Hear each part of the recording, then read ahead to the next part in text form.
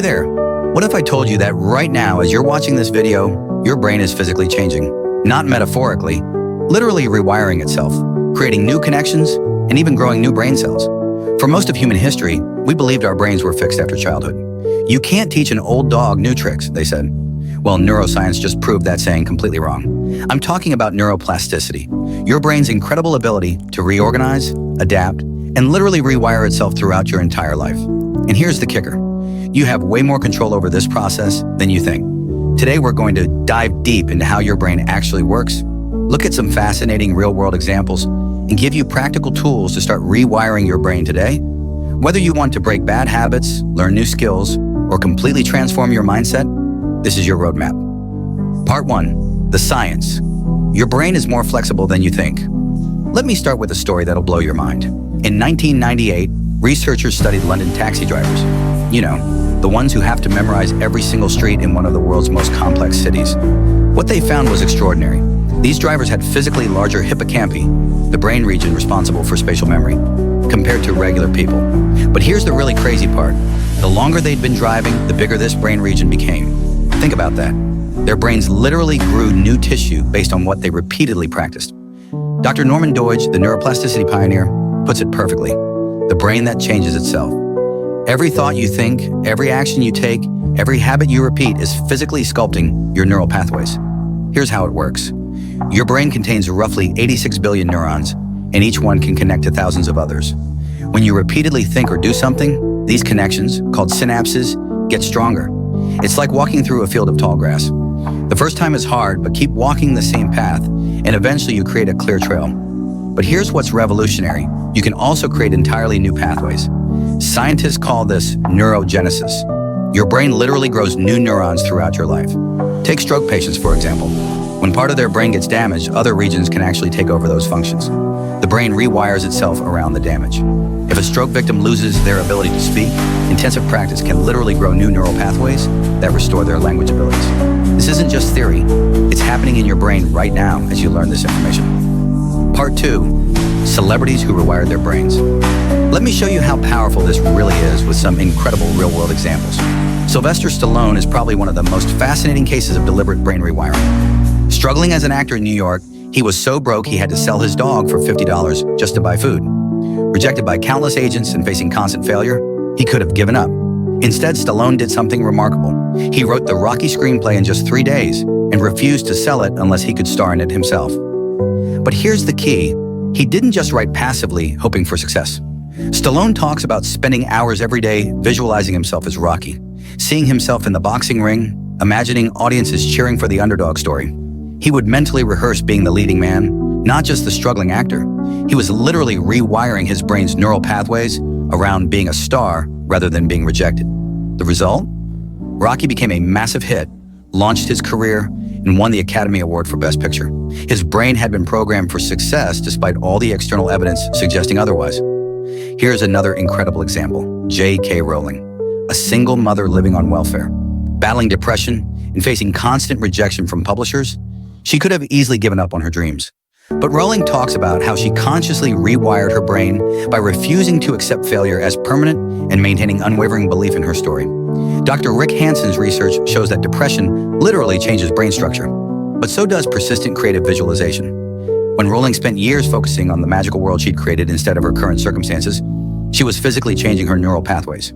She would spend hours visualizing Harry Potter's world in vivid detail, essentially training her brain for creative success.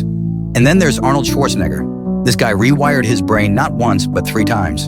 From Austrian farm boy to world champion bodybuilder, from bodybuilder to Hollywood action star, and from actor to governor of California. Arnold talks about something he calls mental rehearsal. Before every competition, every movie role, every political campaign, he would spend hours visualizing success in vivid detail. Neuroscience now shows this technique literally strengthens the neural pathways associated with successful performance. But my favorite example is Jerry Seinfeld and his chain method. He wanted to become a better comedian, so he got a big wall calendar and put a red X on every day he wrote new material. His only job was to not break the chain. This simple practice was rewiring his brain in multiple ways, building disciplined pathways, strengthening creative neural networks, and most importantly, shifting his identity from someone who wants to be funny to someone who is a writer. Part 3, the research. what cutting-edge studies reveal now. Let's dive into some of the most groundbreaking research that's changing how we understand the brain. Dr. Joe Dispenza's meditation studies are absolutely mind-blowing. Using brain scans, he's shown that just 8 weeks of specific meditation practices can increase gray matter in the prefrontal cortex by 23%, reduce amygdala reactivity by 50%, create new neural pathways associated with focus and emotional regulation. In one study, participants who had never meditated before showed measurable brain changes after just 1 week of practice. 1 week. Sarah Lazar at Harvard conducted a study that should be front-page news everywhere. She took people who had never meditated and had them practice just 27 minutes a day for 8 weeks. The brain scans showed increased cortical thickness in areas associated with attention and memory, decreased amygdala size, that's your fear center, strengthened connections between the prefrontal cortex and emotional centers. But here's what I find most fascinating. Dr. Alvaro Pascual-Leon's research on mental practice versus physical practice. He had 2 groups learn piano. One group physically practiced, the other just mentally rehearsed, imagining playing the keys without touching them. The results? Both groups showed nearly identical changes in their motor cortex. Just thinking about the practice rewired their brains almost as much as actually doing it. This connects to Dr. Aaliyah Crumb's groundbreaking work at Stanford on mindset and physiology. In her famous hotel study, she told half the housekeeping staff that their daily work was excellent exercise equivalent to gym workouts. She told the other half nothing. 4 weeks later, the group that believed their work was exercise had lost weight, reduced blood pressure, decreased body fat, improved overall fitness. Same job, same activities, just a different belief about what they were doing. Their brains literally rewired their bodies. Part 4, practical techniques, how to rewire your brain starting today. All right, enough theory. Let's get practical. Here are 5 scientifically backed techniques you can start using immediately. Technique number 1, the 5-minute morning rewire. Every morning, spend 5 minutes visualizing your ideal self in vivid detail. But here's the key, don't just see it, feel it. What emotions would you have? How would you move through the world? Michael Phelps did this before every race. He'd mentally swim his race twice, once perfectly and once with something going wrong that he'd overcome. This mental rehearsal created neural pathways that helped him perform under pressure. Technique number 2, the gratitude rewire. Dr. Robert Emmons' research shows that writing down 3 specific things you're grateful for daily literally rewires your brain toward positivity. But make them specific.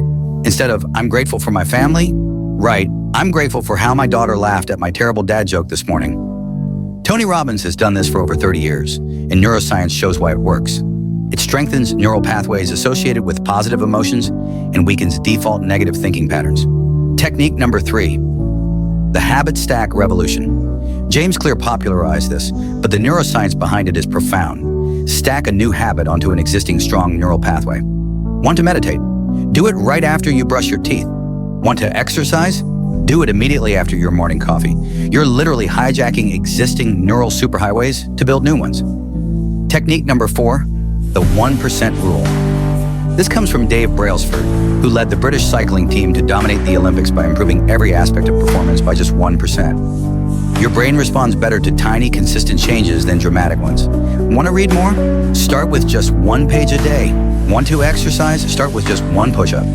The key is consistency, not intensity. Technique number 5, the reframe technique. This is Byron Katie's approach backed by cognitive neuroscience. When you catch yourself in negative thinking, ask, is this thought true? Can I absolutely know it's true? How do I react when I think this thought? Who would I be without this thought? Each time you question and reframe a negative thought, you weaken that neural pathway and strengthen more positive, realistic thinking patterns. The power combo, combining techniques. Here's where it gets really powerful. Combine these techniques. Start your day with 5 minutes of visualization, then immediately write 3 specific gratitudes, then do your tiny habit, maybe 10 deep breaths. This creates what neuroscientists call synaptic potentiation, when multiple techniques reinforce each other. Part 5, the transformation timeline. What to expect now? Let's talk realistic timelines, because understanding this will keep you motivated. Week 1 to 2, the resistance phase. Your brain will literally resist change. This is normal. Your existing neural pathways are like highways, and you're asking your brain to take dirt roads. Expect it to feel uncomfortable. Week 3 to 4, the momentum phase. This is where Charles Duhigg's research on habit formation becomes crucial. Your brain starts creating new neural pathways. The dirt roads are becoming clearer paths. Week 5 to 8, the integration phase. Brain scans show measurable changes usually appear around 6 to 8 weeks. Your new neural pathways are becoming stronger, and the old ones are starting to weaken from lack of use. Month 3 to 6. The transformation phase. This is where the magic happens. Your new ways of thinking and being start feeling natural.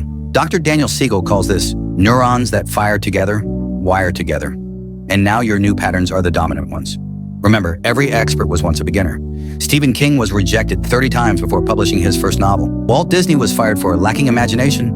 Michael Jordan was cut from his high school basketball team. The difference wasn't talent, it was their willingness to rewire their brains through consistent practice and resilience. Your brain, your choice. Here's the bottom line. Your brain is not your destiny, it's your opportunity. Every moment of every day, you're choosing which neural pathways to strengthen and which ones to let fade away. You're literally sculpting your own mind. The research is clear, the techniques are proven, and the examples are everywhere. From London taxi drivers growing their hippocampi to stroke patients recovering impossible functions, from Stallone manifesting his success to Arnold Schwarzenegger, transforming modest life into triumph. Your brain is waiting for you to take control. Start today. Pick one technique. Be consistent. And remember, in just 8 weeks, brain scans could show a measurably different you. The question isn't whether you can rewire your brain. The question is, what are you going to rewire it toward? Your future self is counting on the choices you make right now.